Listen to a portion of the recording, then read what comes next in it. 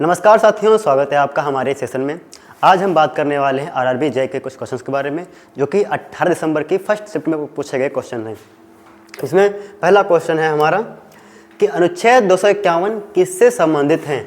तो जो अनुच्छेद 251 है, इसमें संसद द्वारा बनाए गए कानून और विधानमंडल द्वारा बनाए गए कानून में जो असंगतियाँ होती हैं उसके बारे में बताया गया है। संसद और विधानमंडल द्वारा बनाए गए कानूनों के में जो असंगतियाँ होती हैं उसके बारे में बताया गया है। और अगला क्वेश्चन है, दिल्ली सल्तनत का पहला शासक कौन था।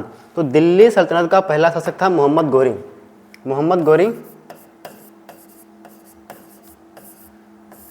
गौरी,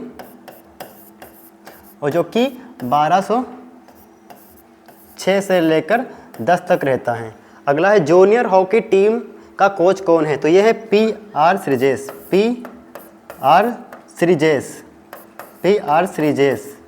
श्रीजेश हैं हॉकी टीम के कोच। और नाटो सम्मेलन 2024 कहाँ हुआ है। तो जो नाटो का सम्मेलन है वो हुआ था वाशिंगटन डीसी में। वाशिंगटन डीसी में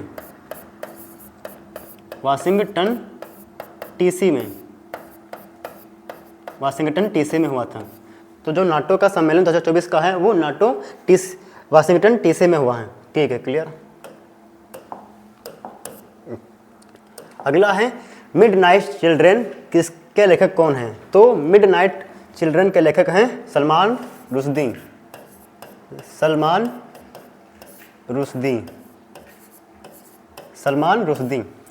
और मीनाक्षी मंदिर किस शैली में बना हुआ है और कहाँ पर है। तो ये मीनाक्षी मंदिर है ये बना हुआ है द्रविड़ शैली में। मीनाक्षी मंदिर द्रविड़ शैली में बना हुआ है और यह तमिलनाडु में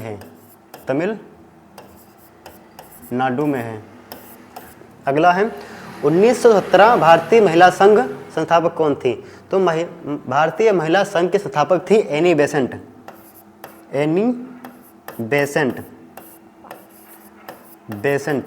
और ये 1917 में ही कांग्रेस की प्रथम महिला अध्यक्ष बनी थी। कांग्रेस की प्रथम महिला अध्यक्ष, कांग्रेस की प्रथम महिला अध्यक्ष 1917 में बनी थी अध्यक्ष। ठीक है। अगला क्वेश्चन है, राज्य पुनर्गठन अधिनियम के तहत कितने केंद्र शासित बनाए गए थे। तो ये जो था राज्य पुनर्गठन अधिनियम 1956 में 6 केंद्र शासित बनाए गए थे। 6 केंद्र शासित प्रदेश बनाए गए थे।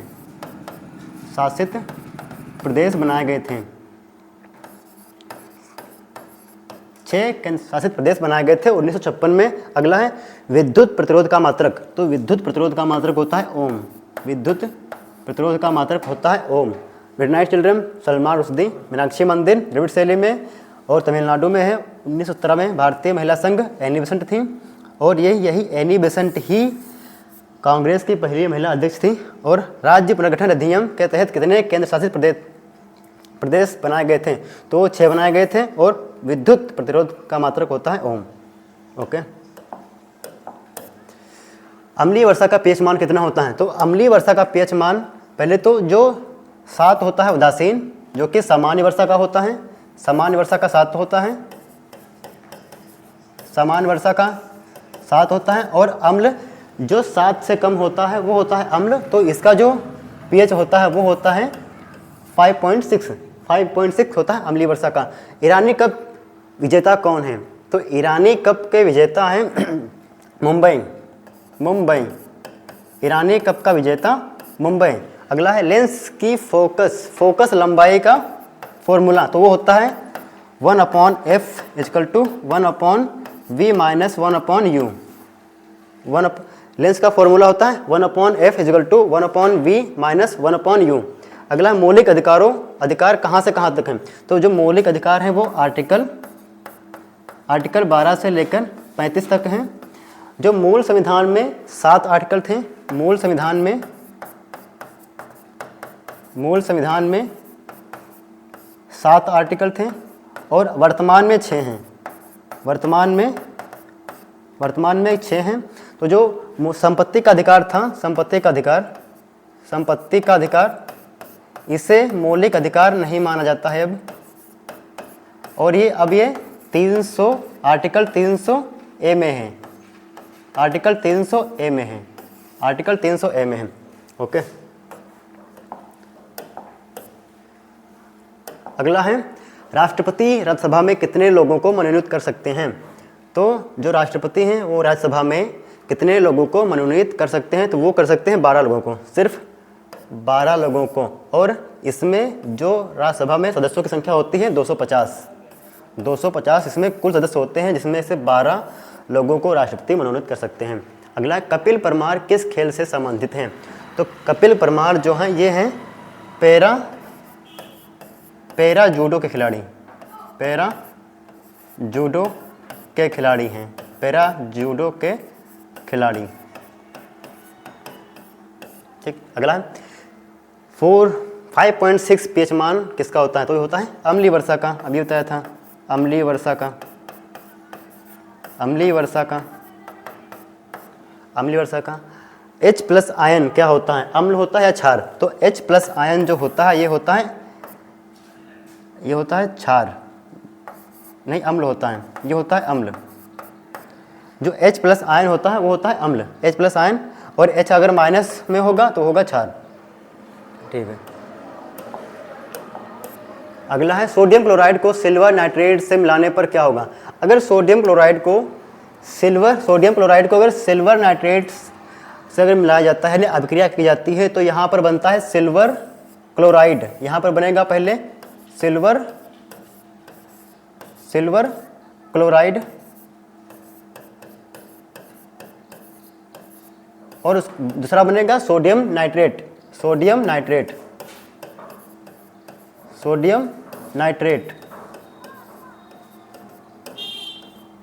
ठीक है।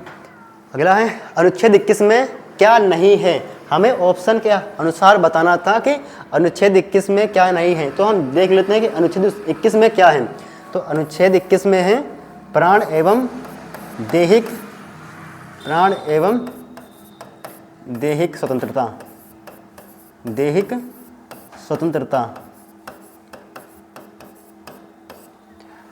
अनुच्छेद, अगला अनुच्छेद 239 किस से संबंधित हैं। तो वो है केंद्र शासित प्रदेशों से, केंद्र शासित प्रदेशों के प्रशासन के बारे में बताता है। जो आर्टिकल 239 है ये केंद्र शासित प्रदेशों के बारे में बताता है। चुंबकीय सुई किधर रहती है। चुंबकीय सुई या तो उत्तर दिशा की ओर रहेगी या फिर दक्षिणी दिशा की ओर रहेगी। तो या तो उत्तर में रहेगी या फिर दक्षिण में रहेगी, उत्तर में या फिर दक्षिण में।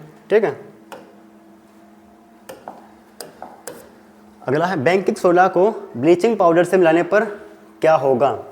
तो यहाँ पर बनेगा calcium chloride, sorry sodium chloride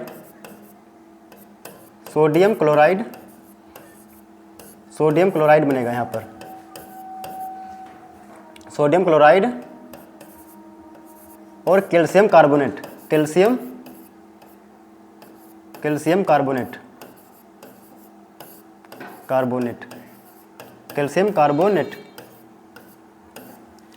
अगला है अवतल दर्पण में वस्तु को रखने पर कैसा प्रतिबिंब बनता है। तो अगर अवतल दर्पण में होगी तो वहाँ पर बनेगा वास्तविक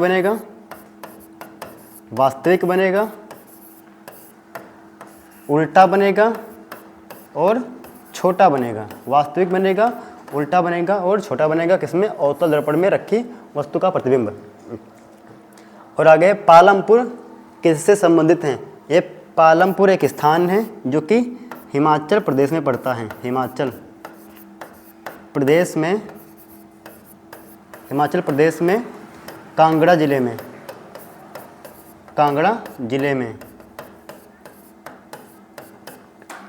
में।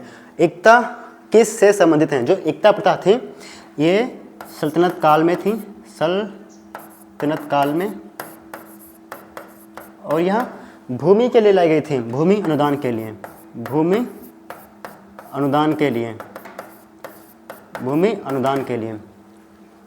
ठीक है, अगला है अंतर्राष्ट्रीय व्यापारिक संगठन 2024 की बैठक कहाँ हुई थी। तो अंतर्राष्ट्रीय व्यापारिक संगठन 2024 की बैठक संयुक्त अरब अमीरात में हुई थी। संयुक्त अरब अमीरात की यानी UAE में। अगला है तापी नदी से कौन सा राष्ट्रीय मार्ग गुजरता है? तो तापी नदी से राष्ट्रीय मार्ग गुजरता है राष्ट्रीय राजमार्ग 100, यानी कि तापी नदी से होकर राष्ट्रीय राजमार्ग 100वां गुजरता है। अगला है विक्रम साराभाई स्पेस सेंटर से निम्न में से कौन सा डिवाइस लॉन्च किया गया है? तो विक्रम साराभाई स्पेस सेंटर से एजुकेशनल सैटेलाइट लॉन्च किया गया। एजुकेशनल सैटेलाइट लॉन्च किया गया। अगला है कॉपर टी का प्रयोग किसके लिए किया जाता है? तो कॉपर टी का प्रयोग किया जाता है गर्भवती महिला के लिए।